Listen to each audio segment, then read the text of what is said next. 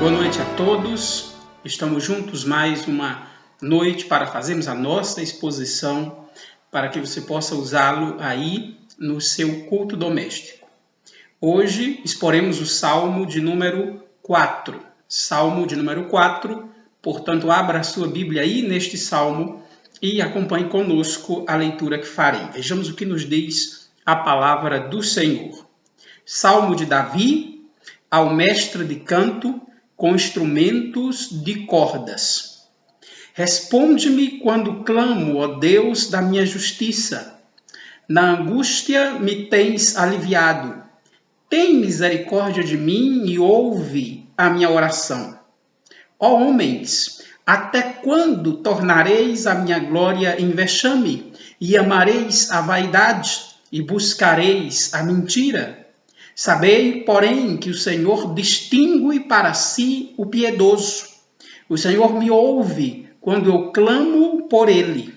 Irai-vos e não pequeis. Consultai no travesseiro o coração e sossegai. Oferecei sacrifícios de justiça e confiai no Senhor. Há muitos que dizem: quem nos dará a conhecer o bem? Senhor, levanta sobre nós a luz do teu rosto. Mais alegria me puseste no coração do que a alegria deles, quando lhes há fartura de cereal e de vinho. Em paz me deito e logo pego no sono, porque, Senhor, só tu me fazes repousar seguro. Vamos orar, vamos falar com o Senhor. Senhor Deus, Pai nosso, nós agradecemos ao Senhor por tua santa e poderosa palavra e te pedimos que esta noite o Senhor aplique as tuas verdades aos nossos corações. Que o Santo Espírito, o Espírito Santo que inspirou os apóstolos e profetas, ilumine as nossas mentes e os nossos corações para que possamos compreender a tua santa e poderosa palavra. Fala com o teu povo nessa noite, fala com a tua igreja. É isso que te rogamos. Amém. Queridos, como bem me lembro, na última vez que expomos o Salmo de número 3, eu avisei e disse aos irmãos que os Salmos de 3 a 6, e há quem diga que até o Salmo de número 7, foram escritos por Davi quando ele fugia de Absalão, seu filho. Lembro-me também que disse aos irmãos que essa história, a história de Davi com Absalão, seu filho, que o queria matar, está registrada em 2 Samuel, os capítulos de 15 ao 18. Afirmamos ainda que o Salmo de número 3 é uma oração matutina, uma oração matinal. Já este Salmo de hoje, o Salmo de número 4, é uma oração vespertina. É um salmo para ser cantado à noite, para ser usado no culto à noite. Por isso, esse Salmo 4 é conhecido como o Salmo do entardecer. E o que este Salmo nos mostra? Queridos, esse Salmo nos mostra que as situações de sofrimento, normalmente elas não melhoram de uma hora para outra. O sofrimento não passa de uma hora para outra. E é exatamente isso que vemos nesse Salmo na vida do rei Davi. As situações descritas por Davi no Salmo 3, no qual ele descreve o número dos seus inimigos aumentando e as calúnias que esses inimigos fazem contra ele, aparentemente essa situação não melhora, pelo contrário, ela aparece de forma mais intensa, mais grave, porque agora não são só os inimigos de Davi que aumentam, que se multiplicam e que o acusam, mas os seus aliados começam a perder a esperança. Aqueles homens que decidiram apoiar Davi e defender o seu reinado, que saíram com Davi de Jerusalém, começam a se perguntar: quem nos dará a conhecer o bem? Ou seja, quem pode nos livrar? Quem poderá nos defender? É como se nesse momento, queridos, eles começassem a ver o tempo passar, as situações se tornarem cada vez pior, e eles começam a pensar que talvez seja verdade o que os inimigos de Davi diziam no Salmo 3. Não há em Deus salvação para ele. Agora os aliados de Davi começam a pensar sobre isso e se perguntam: quem nos fará conhecer o bem. Queridos, a fins introdutórios, precisamos falar ainda do título desse salmo. E qual é o título? O título está aí na sua Bíblia, acima do verso 1, onde nos diz Salmo de Davi ao mestre de canto com instrumento de cordas. Quem é esse mestre de canto? Na verdade, a melhor tradução seria dizer maestro de canto. E essa expressão é mencionada aqui pela primeira vez no Salmo 4, mas ela repete-se em 53 outros salmos. A palavra hebraica aqui, conforme o reformador João Calvino, é maestro ou presidente da orquestra. Esse seria o sentido. Ou seja, o mestre de canto era o responsável por guardar os salmos no tabernáculo e depois também no templo. E é responsável também por dirigir o cântico. O título também nos diz como esse salmo deveria ser cantado. O título nos diz que esse salmo deveria ser cantado com instrumentos de cordas. E aqui provavelmente os instrumentos de cordas citados são a lira e a harpa, conforme 1 Crônicas capítulo 23 e 1 Crônicas capítulo 25. O objetivo de cantar esses salmos com acompanhamento de instrumentos de cordas é trazer leveza a este salmo, já que ele é carregado de sentimentos fortes, ele é carregado de fortes emoções. E aqui, mesmo a fins introdutórios, nós já precisamos tirar a primeira lição. Tem algo que precisa chamar a nossa atenção aqui. Notem só. Os salmos eram o inário de Israel. Portanto, podemos dizer que os salmos eram, de fato, o inário do povo de Deus do Velho Testamento. Era o seu inário. E notem como o louvor era algo levado muito a sério por Deus e pelo povo. Pois o salmo nos dá não só a letra do cântico, mas também o instrumento que deveria ser usado.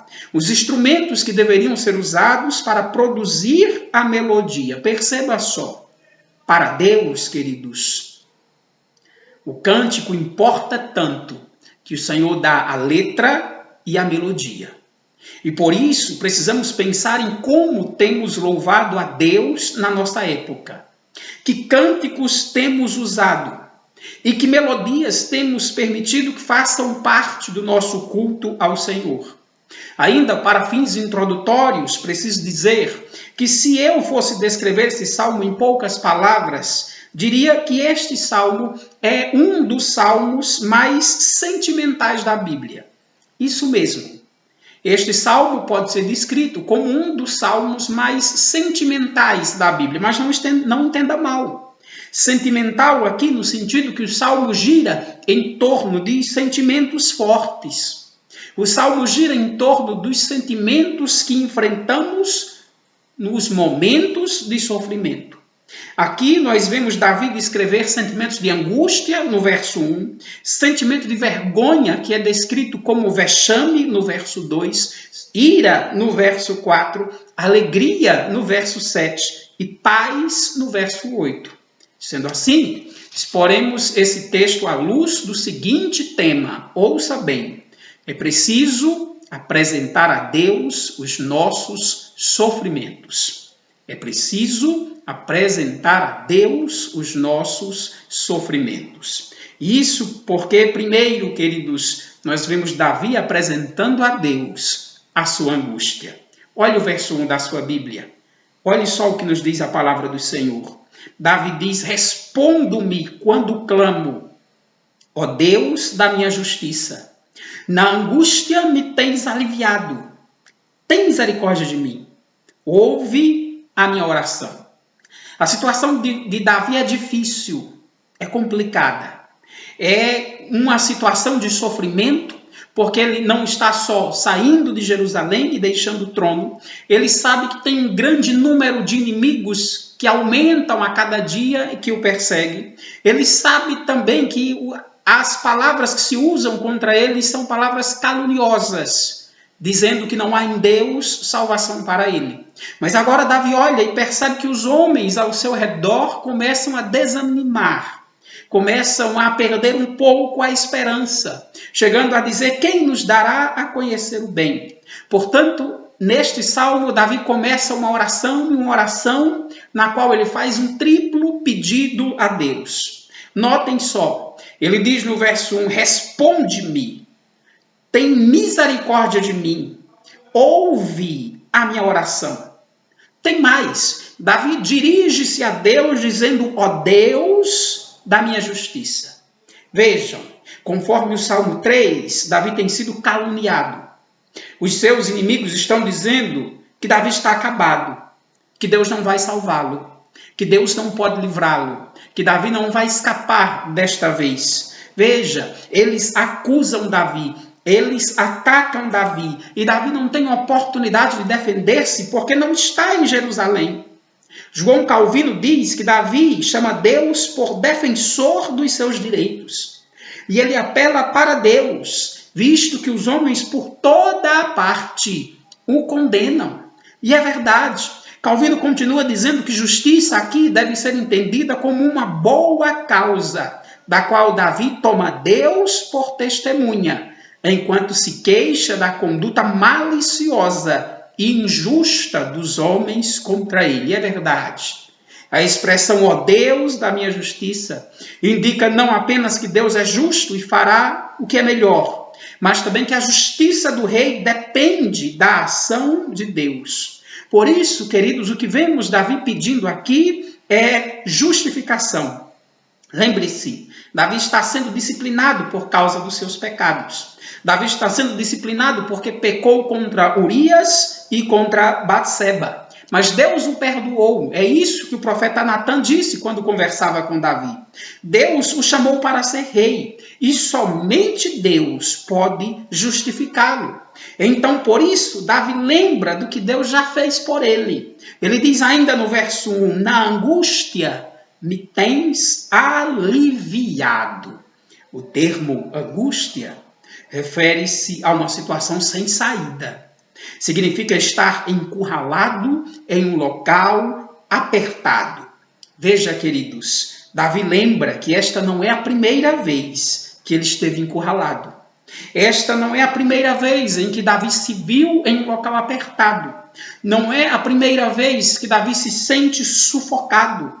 Ao longo da sua vida, queridos, Davi enfrentou essa situação em outros momentos e por outros motivos, mas Deus o salvou, o aliviou. Lembre-se que por 2 vezes o rei Saul atacou Davi com uma lança e Deus o livrou, conforme 1 Samuel 18. Por 2 outras vezes, Davi esteve encurralado, escondido em cavernas para livrar-se de Saul e Deus também o livrou. Em uma outra vez, Davi precisou fugir para a terra dos filisteus, para a terra de Gate, e lá teve que fingir-se de louco para não morrer. E mesmo nesta hora, o Senhor o livrou. E por isso Davi ainda escreveu 2 salmos agradecendo a Deus por esse livramento em particular. Está lá o Salmo 34 e 56 para nos provar isso. Isso sem falar de que quando Davi era jovem, quando ele mesmo disse que Deus o livrou das garras do leão e das garras do urso. Sem falar que o Senhor também o livrou das mãos do gigante Golias. Antes, pelo contrário, entregou Golias nas mãos de Davi. Queridos, esta não era a primeira vez que Davi estava em angústia. Esta não era a primeira vez que Davi estava em aperto. Davi lembra de quantas vezes Deus o socorreu, o aliviou, e por isso ele diz, na angústia me tens aliviado. Deus já fez isso outras vezes. Deus já o livrou de diferentes formas e em diferentes contextos. E Davi traz isso à sua memória. Traz à sua memória o que Deus já fez por ele, para confiar que o Senhor pode fazê-lo de novo. Calvino diz que Davi concilia as muitas experiências das quais ele aprendeu que Deus está sempre presente com o seu próprio povo. Que lição aprendemos aqui, queridos? Que lição aprendemos? Notem, aprendemos que quando estivermos angustiados, que quando nos sentimos temerosos, quando estivermos sofrendo angústias, pressão, ataques, quando o nosso coração se sentir sufocado e apertado, devemos orar a Deus, devemos suplicar o socorro do Senhor. Devemos pedir ao Senhor que seja a nossa justiça, a nossa justificação. E também devemos trazer à nossa memória a bondade de Deus, a misericórdia de Deus, a forma que Deus nos livrou em situações anteriores, a forma que Deus nos respondeu e nos guardou em sofrimentos passados. Queridos, precisamos colocar as nossas orações em Deus e apresentar a Ele as nossas angústias e os nossos sofrimentos, lembrando de todos os livramentos que o Senhor nos deu e que por meio da sua palavra o Senhor é poderoso para nos dar esperança e consolo. O grande pregador D.L. Moody diz que a experiência do passado levou o salmista a crer que Deus novamente atenderia às suas profundas necessidades. Quando olhamos para os feitos de Deus na história, confiamos que o Senhor pode nos socorrer. Quando olhamos para os feitos de Deus em favor do seu povo, descansamos em saber que Ele sempre está próximo e é poderoso para nos aliviar as angústias. Queridos, Davi termina dizendo no verso 1, tem misericórdia de mim, ouve a minha oração. Davi sabe que não merece a ajuda do Senhor, mas ele apela à sua misericórdia. Assim devemos fazer nós também. Sabemos que não merecemos nada de Deus, mas podemos chegar confiadamente diante da sua palavra e apelar para as suas muitas misericórdias. Como disse, esse salmo nos mostra o salmista apresentando a Deus os seus sofrimentos e sentimentos. E por isso, em segundo lugar, vemos Davi advertindo os seus inimigos. Isso está dos versos 2 a 5. Olha o verso 2. Veja o que nos diz a Escritura. Ó homens, até quando tornareis a minha glória em vexame, e amareis a vaidade, e buscareis a mentira? O famoso pregador inglês Charles Spurgeon chega a dizer que no verso 2, Davi discute com os seus inimigos e continua a dirigir a palavra a eles até o verso 5. E é verdade. Sabemos que Davi não discute com eles pessoalmente, porque Davi não está em Jerusalém, mas Davi fala como se estivesse diante deles, como se estivesse discutindo com eles cara a cara. Por isso Davi diz, ó homens, até quando tornareis a minha glória em vexame? O termo homens refere-se não a qualquer tipo de homens aqui, mas aos nobres. Os líderes corrompidos por Absalão, como Aitofel, por exemplo, que juntamente com Absalão fizeram o povo desviar-se de Davi. Queridos, Davi diz que a sua autoridade como rei estava sendo desprezada. A sua glória estava se transformando em vexame e em vergonha. Isso, é claro, por causa das promessas que Absalão estava fazendo, conforme 2 Samuel 15, que descaracterizava ou que desautorizava Davi como rei. Davi não possuía glória nenhuma em si mesmo. Ele mesmo diz isso no Salmo de número 3. Mas sua dignidade de rei estava em vexame. Davi estava sendo humilhado, envergonhado, ridicularizado publicamente. Absalão, seu filho, chegou ao ponto de deitar-se com 10 das concubinas do seu pai, ainda à luz do dia. Mas Davi sabe perfeitamente que aquilo que Absalão e os seus nobres buscam era pura vaidade, era correr atrás do vento. Por isso Davi ainda diz, até quando amareis a vaidade e buscareis a mentira? Ou seja, até quando vocês vão amar o pecado e viver na mentira? E aqui eu preciso te perguntar, até quando você vai amar o pecado e viver na hipocrisia? Até quando você vai amar o pecado e viver no auto-engano, adorando a si mesmo, buscando uma glória vã para si, ao invés de buscar a glória de Deus? Calvino diz que com estas palavras Davi reprova os seus inimigos pelas paixões ímpias e maldosas que os motivam. Na verdade, queridos, após darem ouvidos às bajulações de Absalão, às suas promessas enganosas, os rebeldes passaram a seguir Absalão, a buscar uma glória que na verdade é vaidosa, e isso com mentiras, com calúnias contra Davi. A lição, queridos, é que os ímpios são a si mesmo. Eles não temem a Deus porque amam a vaidade do seu próprio coração. Eles vivem buscando a mentira e vivem em um auto-engano. Mas Davi dará a eles uma advertência. Tem algo que aqueles homens precisam considerar. Tem algo que aqueles homens precisam levar a sério.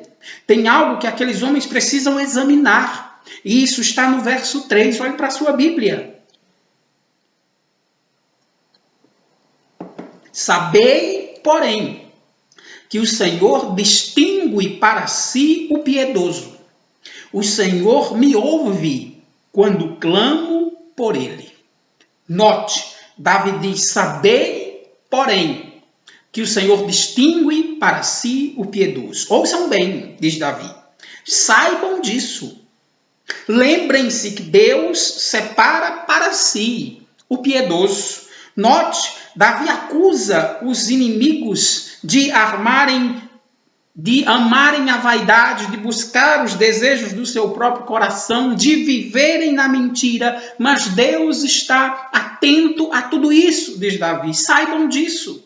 Deus está de olho. Saibam disso. Deus separa para si o piedoso. Deus toma para si aqueles que o amam. Queridos, ele separa para si aqueles que vivem buscando não uma glória de vaidade ou na mentira, mas aqueles que buscam a glória de Deus. Queridos, vivemos em um mundo onde as pessoas vivem tentando satisfazer os desejos do seu coração. Vivemos em um mundo onde as pessoas correm atrás da vaidade e se enganam.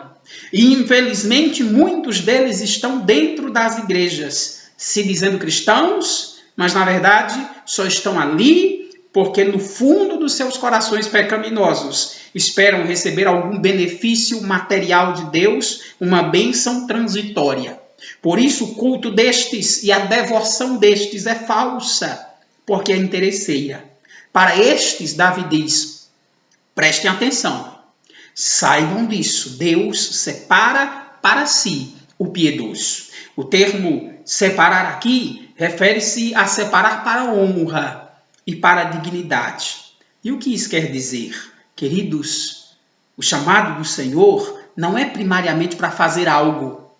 O chamado do Senhor não é para desempenhar uma função ou uma missão. O chamado do Senhor não é primariamente para receber uma bênção transitória, passageira. O chamado do Senhor é para ser piedoso. O chamado do Senhor é para viver em comunhão com Ele. Esta é a honra. O Senhor distingue para si o piedoso. O Senhor o chama, e o maior chamado é para que ele possa viver em comunhão com Deus. Sabendo disto, Davi lança um desafio a estes homens maus. Olha o verso 4. Ele diz, irai-vos e não pequeis, consultai no travesseiro o coração e sossegai. Queridos, irai-vos aqui deveria ser traduzido por tremei. E sobre isso, Calvino diz que Davi agora exorta os seus inimigos que se arrependam, se porventura sua loucura não fosse totalmente irremediável. Calvino está certo. Parafraseando, hoje poderíamos dizer que se Calvino estivesse no nosso meio, ele dizia, por que vocês não fazem um autoexame? Por que vocês não se examinam e examinam se esta ira de vocês por mim tem fundamento?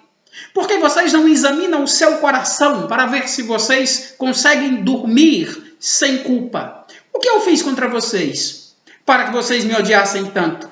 Façam um autoexame. Quero ver se vocês conseguem dormir à noite. Se estivesse no nosso meio, as palavras de Davi seriam mais ou menos essas. Queridos, é verdade. Paulo cita esse verso conforme ele aparece na Septuaginta, em Efésios 4, 26. E lá Paulo aplica esse verso não só aos ímpios, mas também à igreja, também a nós. Pois todos precisamos fazer um autoexame. Todos precisam avaliar se a nossa ira é santa, se a nossa ira é uma santa indignação contra o pecado e a injustiça, ou se a nossa ira é, na verdade, uma ira pecaminosa, egoísta e injustificada. O mundo precisa fazer um autoexame. O mundo precisa fazer um autoexame e verificar se tem motivos para se revoltar contra Deus por causa da catástrofe e da mortandade que tem enfrentado com essa pandemia. Mas não se engane, a igreja também precisa fazer um autoexame. A igreja precisa fazer um autoexame e descobrir quais pecados têm motivado a disciplina do Senhor sobre ela. E uma disciplina tamanha, queridos, que tem impedido a igreja de reunir-se em assembleia solene. Uma disciplina tamanha que tem impedido a igreja de cultuar de forma pública e comunitária. Todos precisamos fazer um autoexame. Precisamos confessar a Deus o nosso pecado e suplicar a sua misericórdia sobre nós. Davi sabe que no caso dele, os seus inimigos não têm justificativas para odiá-lo. Davi sabe que no caso dele, nem Absalão, nem aqueles que estão com Absalão têm uma ira santa e justa. Pelo contrário, a ira deles é pecaminosa, é maldosa.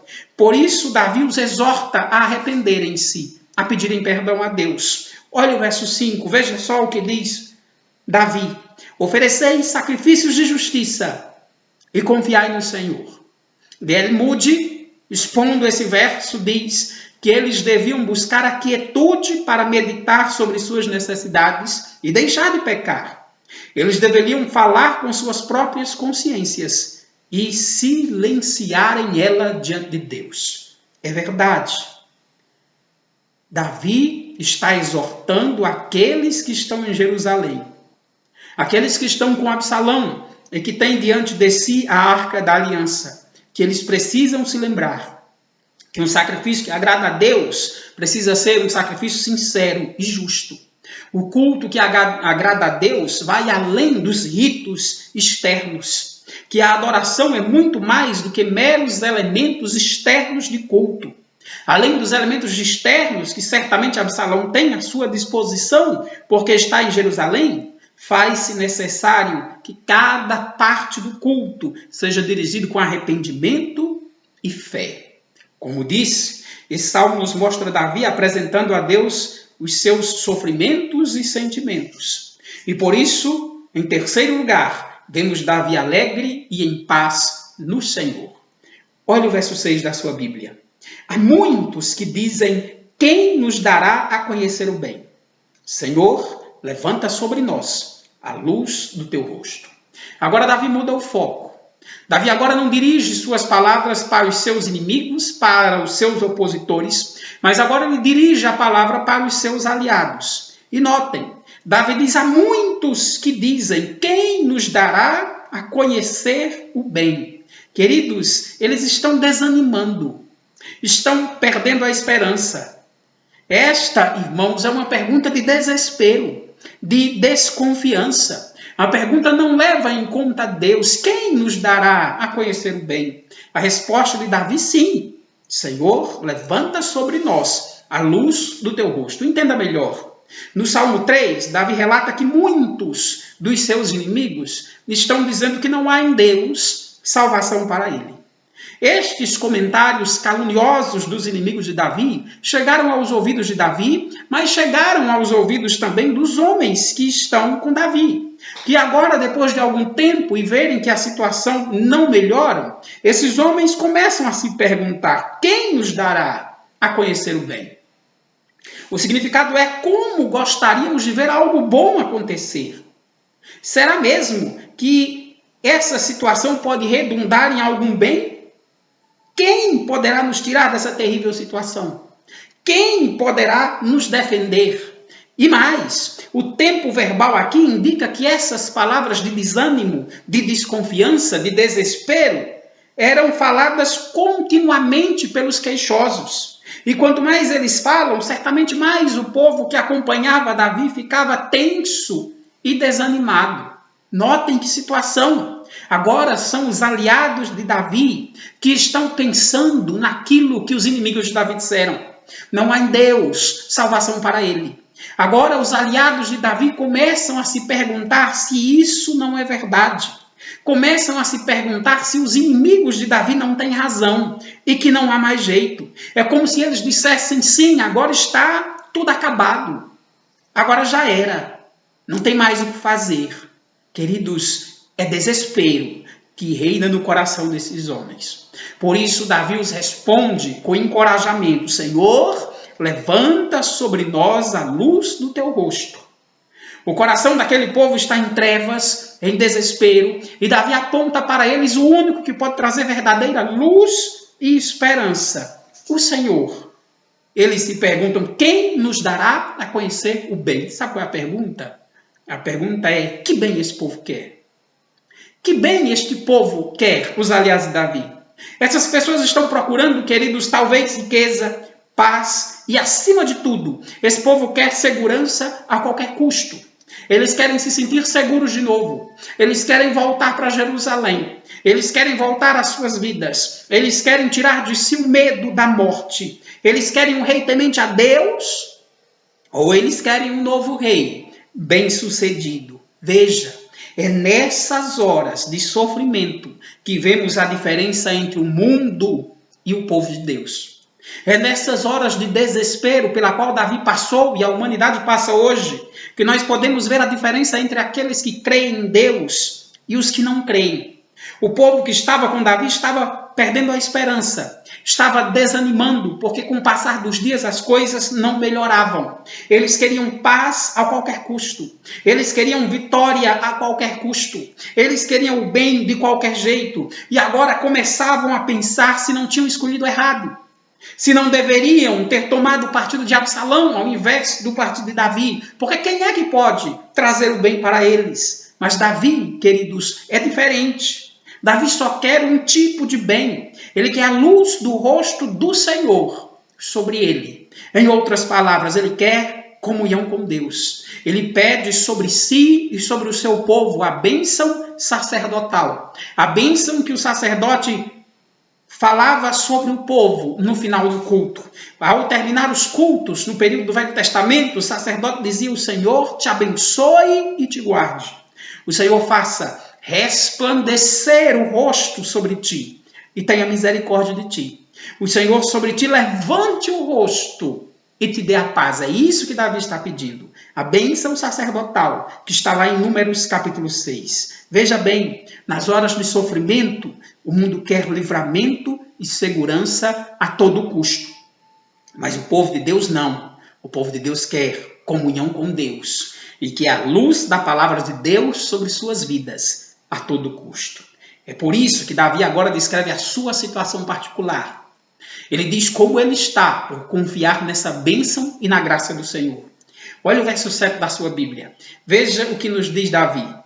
Mais alegria me puseste no coração do que a alegria deles, quando lhes há fartura de cereal e de vinho. Veja como isso é importante. Davi não nega que o mundo desfruta de uma certa alegria. Quando há fartura de cereal e de vinho, ou seja, quando há boas colheitas, quando há festas, quando tudo anda conforme o combinado, quando as coisas acontecem de uma maneira que agrada o mundo desfruta sim de uma medida de alegria. Não se engane, o mundo tem alegria sim. Quando o mundo tem sustento e prazer, ele se alegra. Quando o mundo está seguro e tranquilo, ele se alegra. Mas o problema é que esta alegria é posta em coisas que facilmente se perdem. E se este é o bem, se este é o bem que o povo que anda com Davi deseja, se o que eles querem é prazer, sustento e proteção, este bem pode ser facilmente perdido. O bem que o mundo busca, queridos, a alegria do mundo, ela pode ser facilmente perdida. A pergunta é, se o que o mundo deseja é sustento, é alegria, é paz, é segurança em si mesmo, o que acontece quando eles enfrentam problemas financeiros? O que acontece quando eles padecem de sofrimentos físicos ou emocionais? O que acontece quando o mundo enfrenta uma pandemia como essa? Quando o mundo enfrenta doenças que aparentemente não têm cura, que tira a vida de centenas e até de milhares? O que acontece quando o mundo não tem sustento, não tem prazer, não tem proteção e não tem segurança em si mesmo? Ora, ele se desespera. Ele começa a se perguntar: quem poderá nos trazer o bem? Ele começa a pensar e a se perguntar exatamente o que os aliados de Davi se perguntavam. Eles começam a pensar: quem nos dará a conhecer o bem, como está no verso 6? Porque é isso que acontece com o mundo. Ora, ele se desespera porque as coisas nas quais ele pôs a sua confiança não estarão lá para socorrê-lo. Mas Davi não. Davi tem uma alegria superior. A fonte da alegria e do bem para Davi é Deus. Ele diz aí: mais alegria me puseste no coração.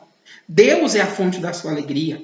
Deus é que põe a alegria no seu coração. Deus é o que o mantém firme. Por isso, essa alegria não pode ser tomada. Essa alegria não pode ser roubada. A alegria que vem do Senhor não desaparece com a escassez de alimento, com o sofrimento ou com a doença. A alegria que vem do Senhor não pode e não depende da fartura, sustento ou saúde.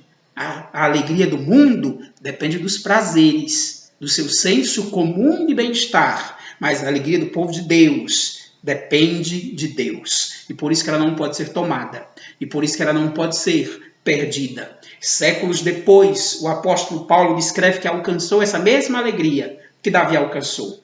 Paulo diz em Filipenses 4, a partir do verso 11: porque aprendi a viver contente em toda e qualquer situação.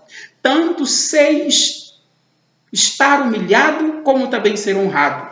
De tudo e em todas as circunstâncias já tenho experiência, tanto de fartura como de fome, assim de abundância como de escassez. Tudo posso naquele que me fortalece. Queridos, esta alegria que vem de Deus não pode ser tomada, não pode ser roubada, e ela traz paz ao coração de Davi e ao coração do povo de Deus. Olha o verso 8. Veja como Davi, depois de dizer que a sua alegria está em Deus, ele consegue terminar o salmo dizendo: em paz me deito e logo pego no sono, porque, Senhor, só Tu me fazes repousar seguro. Note só, assim como Davi não precisa de sustento e de prazer mundano para ser feliz, Davi também não precisa de um exército para se sentir seguro. Ele diz: Senhor, só Tu me fazes repousar seguro. Só Deus, queridos, nos faz repousar seguro. Com esta confiança em Deus, Davi dorme. Aliás, ele não só dorme. A ideia é que ele dorme logo. Ele dorme rápido. Ele dorme depressa.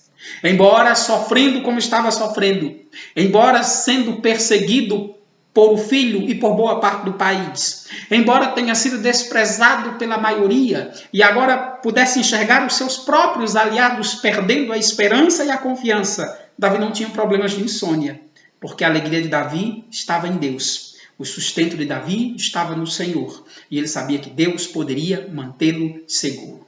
Como aplicar essas verdades aos nossos corações? Como aplicar essas verdades às nossas vidas? Primeiro, eu peço que você dê uma olhada rápida no verso 4. O salmista diz: irai-vos e não pequeis. É muito fácil, queridos, irar-se contra os pecados dos outros. É muito fácil se irar quando somos prejudicados ou nos sentimos injustiçados. Mas a ordem é: irai-vos e não pequeis. É fácil irar e esquecer os próprios pecados. É fácil irar-se e esquecer que nós também somos pecadores e ferimos os outros, que nós também machucamos as pessoas. É por isso que Davi diz: consultai no travesseiro o coração. E a pergunta é: qual é o remédio contra a ira? Qual é o remédio contra a mágoa? Qual é o remédio contra o ódio ou o ressentimento? Um autoexame. O remédio para livrar-se da ira pecaminosa é examinar o próprio coração e confessar a Deus os nossos pecados. E aí eu te pergunto: você tem feito o teu autoexame? Você tem examinado o seu coração e confessado a Deus os seus pecados? É momento de reflexão, queridos. É momento de autoexame.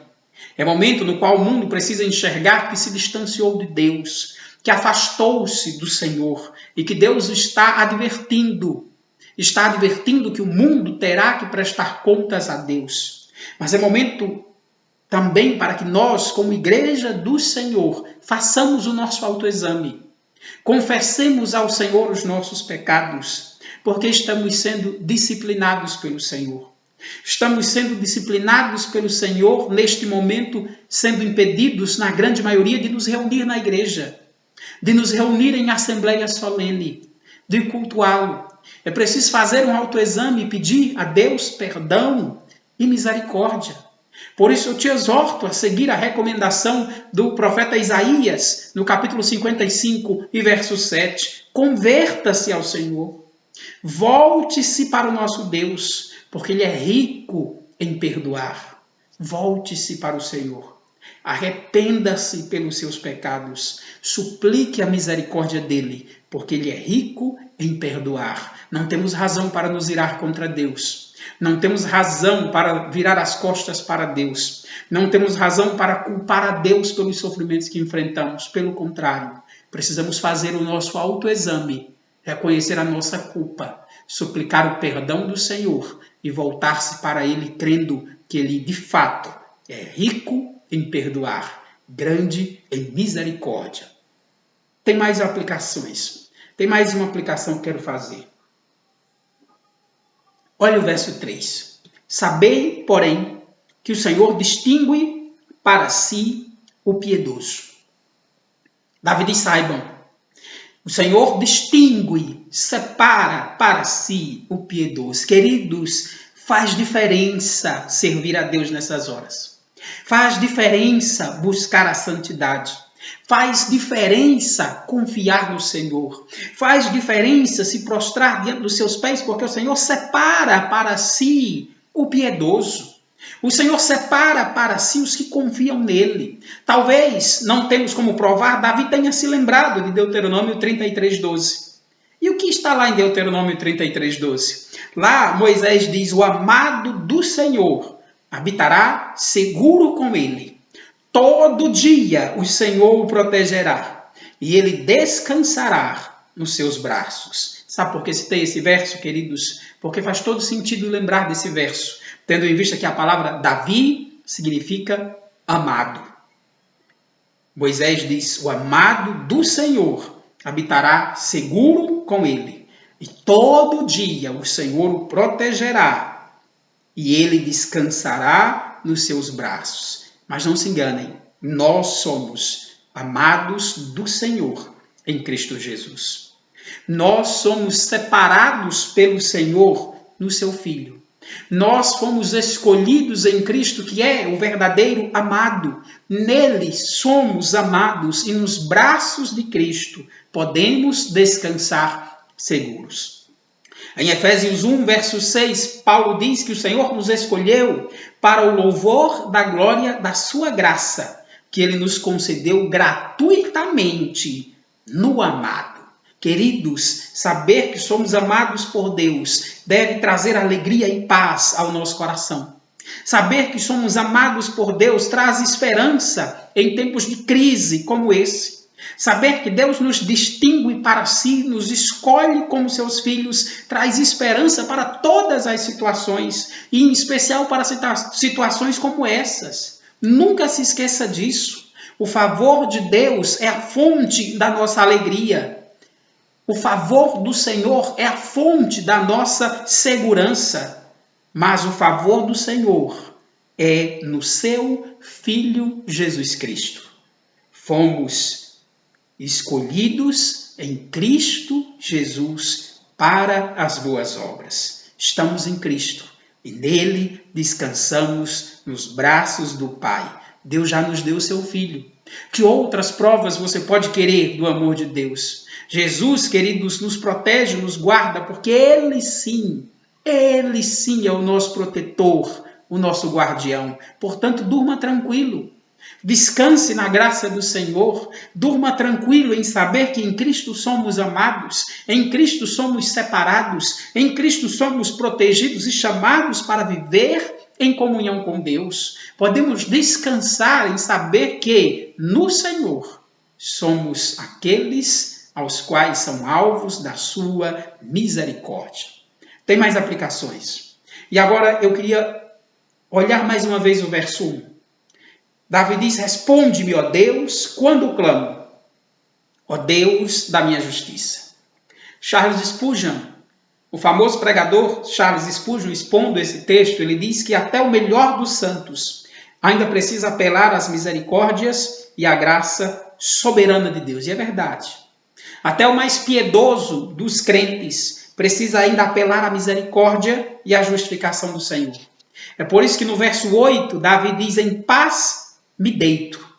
E a pergunta é: que paz é esta? Que paz é esta? Na qual Davi dorme e dorme rápido. Que paz é esta que traz tanta segurança ao coração de Davi, mesmo sabendo que seu filho quer matá-lo, que a maior parte das pessoas o abandonaram e de que o pequeno grupo que está com ele começa a desanimar, a perder a esperança? Que paz é esta? E a paz que vem, queridos, da justiça de Deus. É a paz que vem com a justiça de Deus. No verso 1, Davi diz: ó Deus da minha justiça. E aqui ele diz: em paz me deito. E aí surge o problema. Surge um problema porque sabemos que o homem não é justo diante de Deus. Todos os homens são pecadores, ao ponto que Paulo nos diz que não há um justo nenhum sequer em Romanos 3,10. Então a pergunta é: como o homem pode encontrar essa paz se ele não é justo aos olhos de Deus? Como o homem pode encontrar a paz não sendo ele justo? Ah, queridos, a paz só é possível quando o homem recebe a justiça de Deus. A paz só é possível quando o homem recebe a justificação do Senhor. Veja só, o termo hebraico para paz, shalom, é um termo bastante conhecido. Mas a verdade é que bem poucos sabem o seu real significado. Shalom não significa muito mais do que a ausência de conflitos. Shalom é muito mais do que simplesmente ausência de conflitos ou tranquilidade. Shalom, queridos, traz a ideia de adequação, de organização. Shalom significa pôr as coisas em ordem. Shalom significa pôr as coisas no seu devido lugar. Veja, no verso 2, Davi diz que os homens amam a vaidade e desprezam a sua glória. Mas, na verdade, queridos, o homem despreza a glória de Deus, pois a própria criação está sujeita à vaidade, Paulo diz em Romanos 8. Por isso, não é só Davi que está em angústia, mas a própria criação suporta e está em angústia, Paulo diz em Romanos 8, 22. Todo o povo de Deus suporta angústia. Todo o povo de Deus suporta angústia com a desordem e a corrupção causada pelo pecado.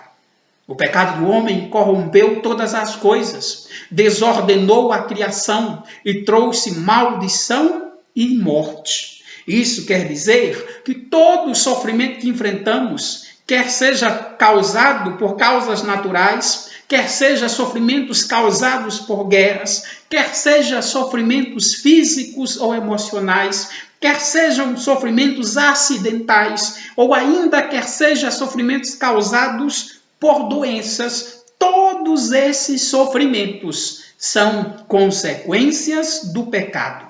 O pecado que trouxe desordem a todas as coisas, trouxe instabilidade, corrupção e morte.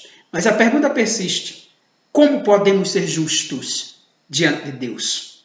Como alcançaremos essa paz que excede todo o entendimento, como diz Paulo? E a resposta é que só alcançamos essa paz quando recebemos Cristo como nossa justiça. Ouça bem, não somos justos, mas em Cristo Deus nos declara justos. Paulo diz em Romanos 5,1 que justificados, pois, mediante a fé, temos paz com Deus, por meio do nosso Senhor Jesus Cristo. Este é o único jeito de você ter verdadeira paz. Este é o único jeito de você receber verdadeira alegria.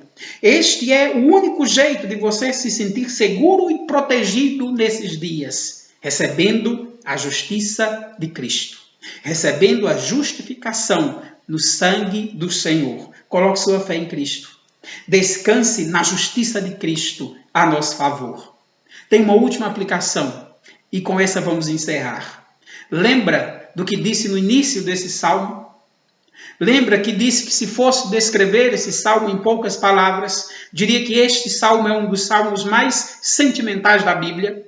E disse que você não precisa entender mal. Esse salmo é um dos salmos mais sentimentais porque ele gira em torno de sentimentos.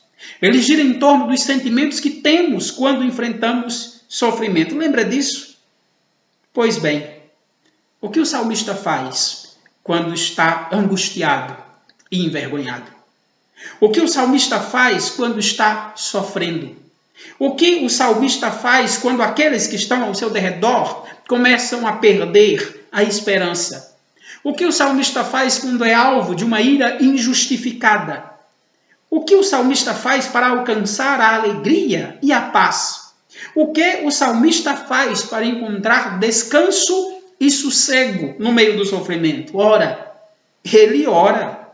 ele pede misericórdia e ele louva a Deus. Lembre-se que este salmo é um cântico vespertino, era um cântico usado no culto noturno. Queridos, é por isso que Davi consegue dizer: em paz me deito, eu logo pego no sono, porque, Senhor, só Tu me faz repousar seguro. Davi apresenta a Deus as suas angústias. Davi ora e apresenta a Deus o seu sofrimento. Davi ora e apresenta a Deus as suas lutas e as suas tribulações. Davi confia que o Senhor é a fonte da sua alegria e da sua felicidade. Davi lembra de tudo que Deus já fez por ele, que Deus em outros momentos já o aliviou de angústias semelhantes. E Davi louva a Deus com a sua voz. Queridos, só Deus pode nos dar descanso. E isso porque Jesus Cristo é o verdadeiro descanso do seu povo. Apresente seus sofrimentos a Deus. Apresente seus sentimentos a Deus. Apresente a sua angústia ao Senhor. Ore, clame, peça misericórdia, descanse na justificação que recebemos em Cristo Jesus. Louve ao Senhor, adore ao Senhor. Lembre-se que Ele já nos livrou de N sofrimentos, que Ele nos aliviou de N angústias e pode fazê-lo de novo. E ao orar, ao confessar o seu pecado, ao apresentar a Deus os seus sofrimentos e sentimentos, o Senhor é poderoso para trazer alegria e paz ao teu coração. Que o Senhor te abençoe. Vamos orar. Senhor, nós agradecemos ao Senhor pela tua palavra. Te pedimos que o Senhor nos ensine a colocar diante de ti os nossos sentimentos, a apresentar a ti as nossas dores, as nossas lutas, as nossas mágoas. Levemos diante de ti todas as inquietações da nossa alma, orando, confiando na tua misericórdia, confiando na tua provisão e descansando na justiça de Cristo. Nos ensina a adorá-lo nesses momentos, nos ensina a louvá-lo nessas horas, nos ensina a descansar na tua misericórdia, no alívio que vem do Senhor. É em Cristo que nós te rogamos. Amém. Que o Senhor proteja a tua casa, que o Senhor abençoe a tua família, que o Senhor te ilumine. Amém.